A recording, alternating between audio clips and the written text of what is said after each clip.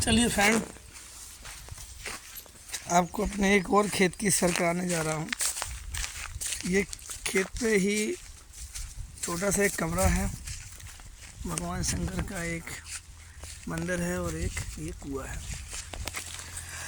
ये तीनों चीज़ें गांव के खेत पे हमारे अवेलेबल हैं। दादाजी हमारे इसको बनवा के गए थे खेत पे।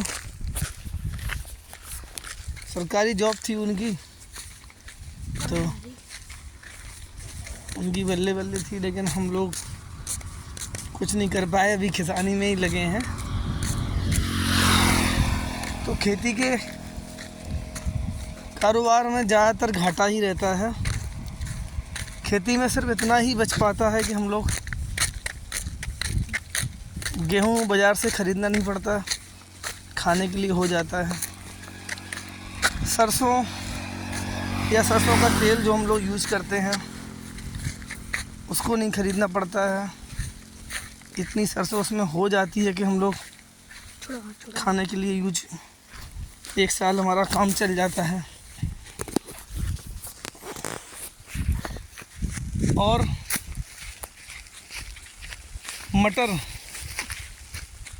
मटर भी पर्याप्त हो जाती है। इसको हम लोग घर में रखने के लिए भी और बेचने के लिए भी दोनों स्तर से काम आ जाती है।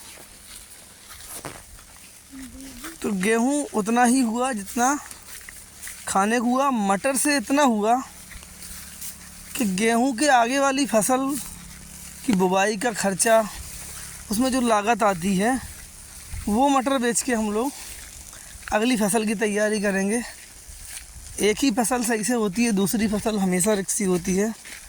इसके बाद मूंग की फसल या धान की फसल बरसात के बाद बोई जाएगी, बरसात के आसपास। ज़्यादातर अभी खेत खाली पड़े रहेंगे। कुछ लोग मूंग की फसल बो देंगे जिसमें मटर था। मटर वाले खेत में मूंग बफ जाएगा, गेहूं वाले खेत में मटर लेट हो जाती है। मूंग गेहूं देर में आता है। मूंग की बुवाई का समय अभी ये चल रहा है, मार्च का महीना है। इस महीने में मूंग बफ जाए बहुत ही अच्छा है, वो मूंग सबसे अच्छी होगी। लेकिन अभी तक आपको क्या बताएं, अभी गेहूं देख लीजिए, अभी गेहूं पूर्ण रूप से तैयार नहीं है, अभी हरा है। ये जब पीला होगा तब इसकी कटाई होगी। अभी इसको पीला होने में 1 महीना लग सकता है, 20 दिन लग सकता है। धूप के ऊपर डिपेंड होता है कुछ इनकी बुवाई का समय कब हुआ, उस हिसाब से। तो ये हम लोगों के खेत हैं। ये पानी के लिए रास्ता है, नहर है सामने, नहर से पानी आता है इसमें से। लेकिन ये जो रास्ता कभी साफ़ नहीं किया गया, तो इस वजह से इसको आगे से बंद कर दिया गया, क्योंकि पानी ओवरफ्लो हो जाता है। मान लो यहाँ पानी लगना है इस खेत में, आगे ख़राब है, पानी चोक हो रहा है, तो दूसरे खेत में पानी भरने लगता है, लड़ाई झगड़े होते हैं।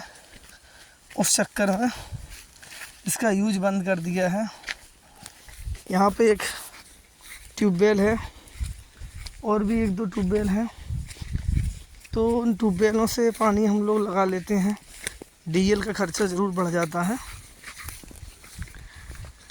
लेकिन काम तो चलाना ही है, क्योंकि इस नहर का जो पानी आता था वो नुकसान कर रहा था। सरकार ने नहरें खुदवाई ज़रूर हैं, लेकिन उसका फ़ायदा मिल पाना मुश्किल की बात है। अब यहाँ से हम निकलेंगे अपने खेत की ओर। एक ये रास्ता है,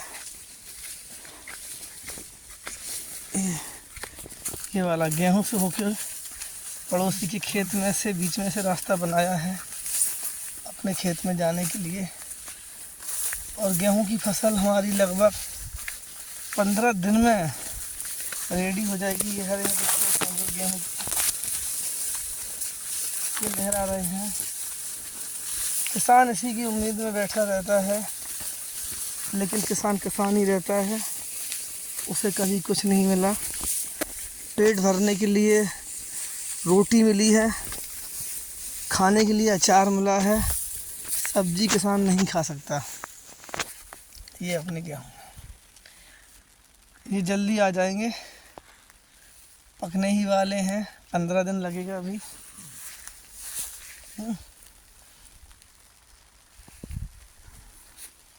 सारी फसल यहाँ गेहूं की है, एक खेत सरसों का है ओनली, सारे गेहूं गेहूं गेहूं ओनली गेहूं। ठीक है, गेहूं काफ़ी अच्छा है, पैदावार भी इसमें अच्छी हो जाएगी। इतना गेहूं इसमें हो जाएगा कि हम लोग 1 साल इसको आराम से खाएंगे, अगले साल के लिए भी कुछ बच जाएगा इसमें से। इसको बेचेंगे नहीं, बेचेंगे मटर, क्योंकि जो मटर वाला खेत है वो खाली होगा, उसमें मूंग की फसल बोनी है, उसके लिए पैसे चाहिए होंगे, तो उस मटर को बेच के मूंग बो देंगे। मूंग बेच के जो पैसा बचेगा या मटर से कुछ बचेगा उसको रखेंगे अगली फसल के लिए, धान या गेहूं के लिए। बस यही कमाई है किसान की। कोई सोचे कि पैसा बचा लिए कमा लिए, कुछ नहीं, बचना कुछ नहीं। अगली फसल की तैयारी करो, फिर खाने के लिए का इंतज़ाम करो। बस यही सही है कि कुछ ख़रीदना नहीं पड़ रहा। तो ये मैंने बताया, ये ट्यूबवेल है, ये ट्यूबवेल है। नहर के होते हुए भी हम लोग इस ट्यूबवेल से पानी लगाते हैं, क्योंकि ये नाली गंदी पड़ी हुई है, इसकी सफाई नहीं होती। क्योंकि ये 50 लोग हैं, हर आदमी सोचता है कि ये नाली मैं क्यों साफ़ करूं, वो करे, वो क्यों करूं, वो करे। जिसके ट्यूबवेल लगा है वो कहता है भाड़ में जाए, मुझे करना ही नहीं है, मैं अपने ट्यूबवेल से पानी लगा लूँगा। अब बताइए आप, इसकी तरफ गवर्नमेंट का ध्यान नहीं रहता, और होना भी नहीं चाहिए। उन्होंने इतनी बड़ी नहर खुदवा दी, नालियाँ बनवा दी। अब आपका काम है, आप अपने खेत की लंबाई के बराबर जो नाली आपके खेत में पड़ रही है उसको आप साफ़ रखिए, और हर आदमी अगर इतना कर लेगा तो पूरी नाली साफ़ हो जाएगी। जिसके खेत के सामने जितनी नाली पड़ रही है वो अपनी साफ़ करे, खुद करे या मजदूर से कराए, तो उसे पानी की किल्लत नहीं झेलनी पड़ेगी। लेकिन एक बात और भी है, ये पानी यहाँ पे कम ज़रूरत पड़ती है, क्योंकि नहर निकली है, नमी रहती है यहाँ पे, नहर के आसपास का ये क्षेत्र है, तो नमी की वजह से पानी की यहाँ ज़रूरत कम है। लेकिन फिर भी एक बार पानी तो चाहिए होता है, उसके लिए हम लोग ट्यूबवेल का यूज करते हैं, वो भी गेहूं में या धान की फसल हुई तब। अगर धान नहीं हुआ तो जैसे सरसों है, इसमें ज़रूरत नहीं पड़ी अभी। मटर यहाँ होती नहीं है, क्योंकि इस क्षेत्र में पानी की अधिकता है, मटर ख़राब हो जाती है। धान गेहूं सरसों 3 ही फसल यहाँ पे हो सकती हैं, और वही यहाँ पे दिख भी रहा है। ये सरसों है, ये गेहूं है, उससे चारों तरफ गेहूं है। ये हाई टेंशन लाइन निकली हुई है, जो कि काफ़ी ख़तरा है हम लोगों के लिए, लेकिन ये गवर्नमेंट का सहयोग है, वो करना ही पड़ेगा। तो मित्रों, बुंदेलखंड का ये भी एक क्षेत्र है, लहराता हुआ, हरा भरा, पानी से भरपूर, कोई कमी नहीं यहाँ पानी की।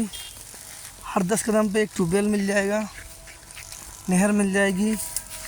मैंने अपना कुआं दिखाई दिया, सामने कुआं है, मैं आपको फिर से दिखाऊंगा। अगर यहाँ से आप देख पा रहे हैं, ये रोड निकला हुआ है जो भिंड के लिए, एमपी मध्य प्रदेश के लिए जाता है, डिस्ट्रिक्ट भिंड चंबल के लिए। तो ये बॉर्डर क्षेत्र है, आगे से 5-6 किलोमीटर के आगे से मध्य प्रदेश लग जाता है, यूपी की सीमा समाप्त हो जाती है। तो दोस्तों, बस यही दिखाना चाह रहे थे आपको। जय श्री राम, जय हो।